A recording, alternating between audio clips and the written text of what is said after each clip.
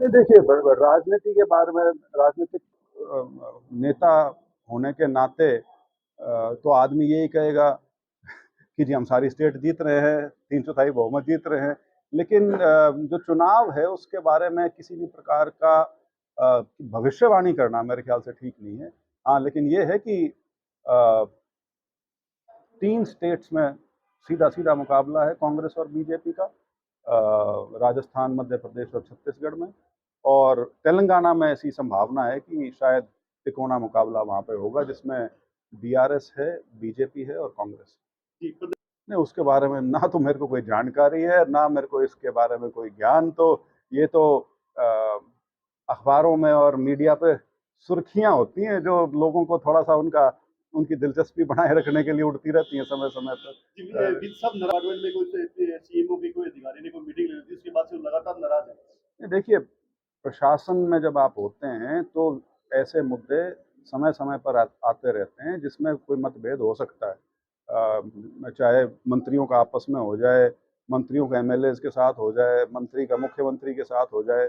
लेकिन जो हमारी व्यवस्था है उसमें यदि इस प्रकार का कोई भी मतभेद है तो जो मुख्यमंत्री जी का जो शब्द है वही अंतिम शब्द होगा। जानकारी में है और 2-3 बार पहले टेकअप भी किया है। लेकिन रेलवेज का जो काम है वो हाईवे की तरह उस तुरंत गति से आम तौर पे नहीं होता जैसा हम मान के चले।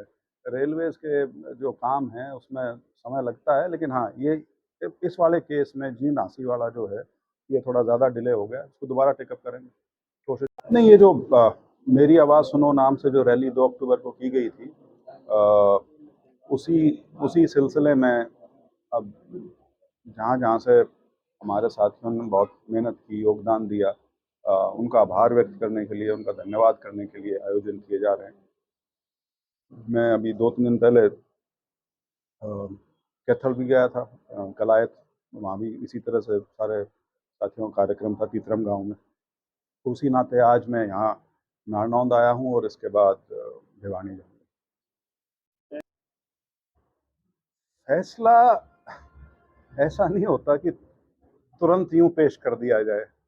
राजनीति में क्या बोलते हैं उसको, जो किसी भी चीज़ को खाने का जो मज़ा है वो अगर अच्छी तरह से वो आंच पे चढ़ी रहे तब वो अच्छा पकता है।